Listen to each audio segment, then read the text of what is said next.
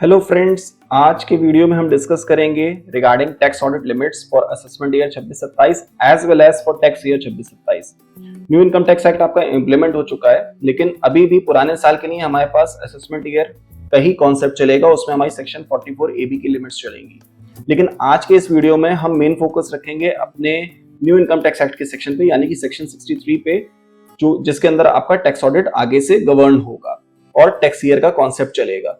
साथ ही साथ हम ये भी डिस्कस करके, इनके दोनों सेक्शंस ऑलमोस्ट देखिए सेम है, जहां पे चेंजेस होंगे मैं बता दूंगा। सेक्शन 44 AB के अंदर ये भी चीज थी, जो चीज रिमूव कर दी गई है आपके सेक्शन 50, जो की चीज आपकी रिमूव कर दी गई है सेक्शन 63 के अंदर, क्योंकि सेक्शन 63 अब जस्ट 44 AB की तरीके ही न्यू इनकम टैक्स एक्ट का सेक्शन है।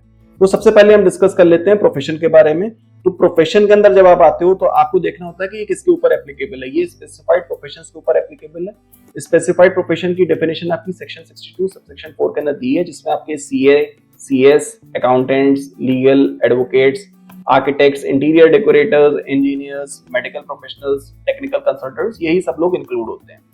अब उसमें बात आती है कि क्या हम अगर प्रोफेशनल होने के बाद प्रेजम्पटिव बेसिस के अंदर जाना चाहते हैं। प्रेजम्पटिव बेसिस के लिए मैंने ऑलरेडी वीडियो बना रखी है। सेक्शन 58 सबसेक्शन 2 के अंदर टेबल डिफाइंड है, उसके हिसाब से आपको देखना होता है कि क्या लिमिट्स हैं। तो अगर हम उस सेक्शन को ऑप्ट करते हैं, सेक्शन 58 सबसेक्शन 2 को, जो कि अगर आप पुराने इनकम टैक्स एक्ट में देखेंगे 44 AD होता था, तो हमें ना ही बुक्स ऑफ अकाउंट रखने की जरूरत है, ना ही हमें ऑडिट कराने की जरूरत है। लेकिन अगर आप इसमें देखेंगे कि हम इस सेक्शन को नहीं ऑप्ट करते हैं, तो फिर हमें अपनी रिसिप्ट्स को देखना होगा कि हमारी रिसिप्ट्स कितनी हैं। तो सबसे पहले हम आपको यहाँ पे मार्क करके भी दिखा देते हैं कि देखिए, अगर सबसे पहले तो आप देखोगे कि अगर आप इसको ऑप्ट करते हो तो आपको यहाँ पे ऑडिट की रिक्वायरमेंट नहीं है। लेकिन अगर आप इस सेक्शन को नहीं ऑप्ट करते हो तो फिर आपको अपना टर्नओवर देखना होगा कि आपका रिसिप्ट, ग्रॉस रिसिप्ट्स या टर्नओवर कितने हैं। अगर वो एक्सीड करते हैं 50 लाख रुपीस, तो आपके लिए ऑडिट कराना कंपलसरी हो जाएगा। क्यों? क्योंकि आपकी जो सेक्शन 58 सबसेक्शन 2 की लिमिट्स हैं, वो रिस्ट्रिक्ट करती हैं आपके टर्नओवर को up to 50 lakh rupees, 75 lakh in case of digital business. उसकी भी डेफिनेशन हम अभी आगे चल के देख लेते हैं। तो अगर आपका टर्नओवर एक्सीड करता है 50 लाख रुपए से, तो आप इस प्रिजम्पटिव बेसिस को नहीं ऑप्ट कर सकते हो, subject to some conditions of digital business, वो हम डिस्कस करेंगे। तो वहां पे आपको ऑडिट कराना कंपलसरी हो जाएगा। लेकिन अगर आपका टर्नओवर रिस्ट्रिक्टेड है up to 50 lakh rupees only, तो हमें फिर प्रॉफिट्स लिमिट्स चेक करनी होंगी। मींस प्रॉफिट लिमिट हम कैसे चेक करेंगे कि हमारी जो रेसिट्स हैं उसका 50% हमने मिनिमम प्रॉफिट दिखाया है कि नहीं दिखाया है। अगर मान लीजिए हमारी जो भी रेसिट्स हैं उसमें हमने 50% से ज्यादा प्रॉफिट डिस्क्लोज कर रखा है, जैसा कि इस कंडीशन में लाई करते हैं, तो हमें ऑडिट कराना है कि कोई भी आवश्यकता नहीं है। लेकिन अगर हमने अपना प्रॉफिट 50% से कम दिखा रखा है अपनी ग्रॉस रेसिट्स का, तो हमको ऑडिट कराना होगा।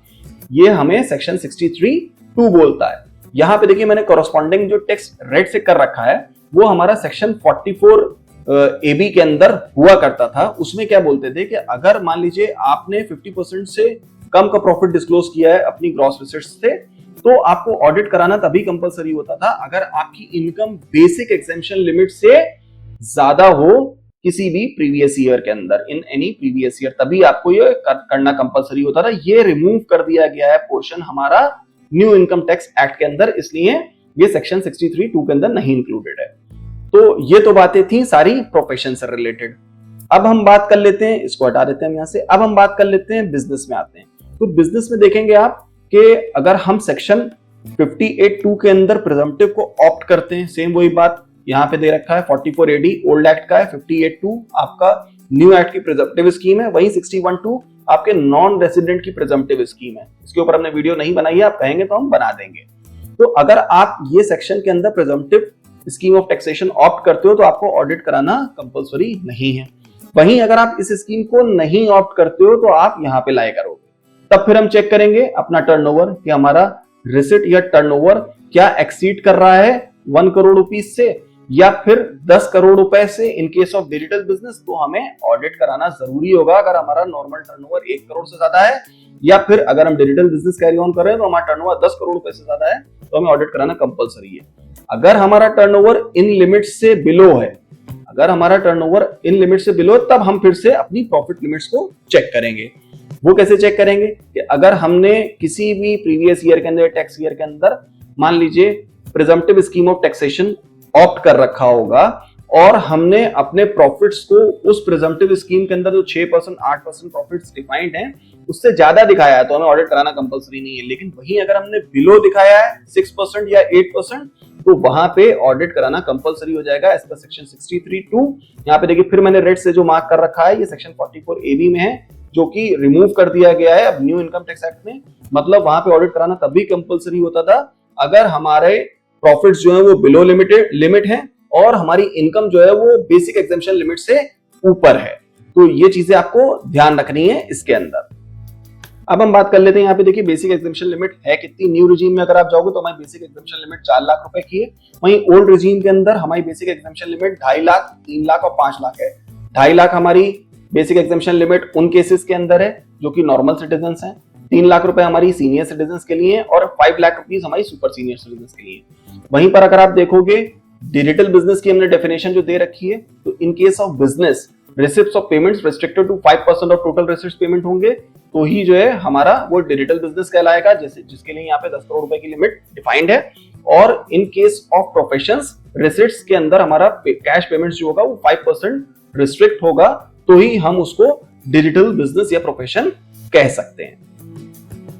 एक चीज हम और डिस्कस कर लेते हैं eligibility for section 44AD 58(2) serial number 1 के अंदर हमारे प्रिजम्पटिव स्कीम्स यहाँ पे डिफाइंड है। तो उसमें क्या है कि हमारा turnover up to 2 crore rupees है या फिर 3 करोड़ है in case of digital business. और दूसरी कंडीशन क्या है other than commission brokerage and agency business.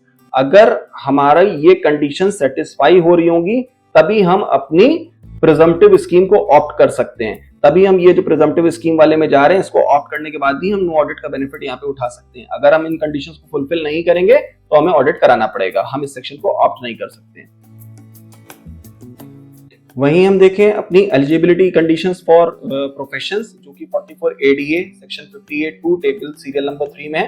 वहां पे आपका स्पेसिफाइड प्रोफेशन होना चाहिए और टर्नओवर लिमिट आपकी 50 लाख रुपए की है और 75 lakh in case of digital business. तो इस वीडियो के अंदर इस चार्ट के जरिए हम आपको कई सारे सेक्शंस में बस यही बताना चाहते थे कि टैक्स ऑडिट की हमारी लिमिट्स क्या हैं, बिजनेस के अंदर कब टैक्स ऑडिट होगा, प्रोफेशन के अंदर कब टैक्स ऑडिट होगा। बिजनेस के अंदर अगर आप प्रिजम्पटिव ऑप्ट करते हो तो कब किस केस के अंदर आपका टैक्स ऑडिट तब कंपलसरी नहीं है, लेकिन आप प्रिजम्पटिव जो ऑप्ट करोगे उसकी क्या कंडीशंस हैं। वहीं प्रोफेशन के अंदर अगर आप presumptive scheme of taxation opt करते हो तो उसकी क्या कंडीशंस हैं। इन चीजों को आपको ध्यान रखना है कि उस केस में आपका टैक्स ऑडिट नहीं होगा। अगर आप इन स्कीम्स को ऑप्ट नहीं कर सकते हो तो आपकी क्या टर्नओवर लिमिट्स हैं फॉर ऑडिट। और अगर मान लीजिए आप वो टर्नओवर लिमिट्स को मीट नहीं करते हो या अपना प्रॉफिट जो है वो बिलो दोस मिनिमम लिमिट्स दिखाते हो तो आपको किन केसेस में ऑडिट कराना पड़ेगा।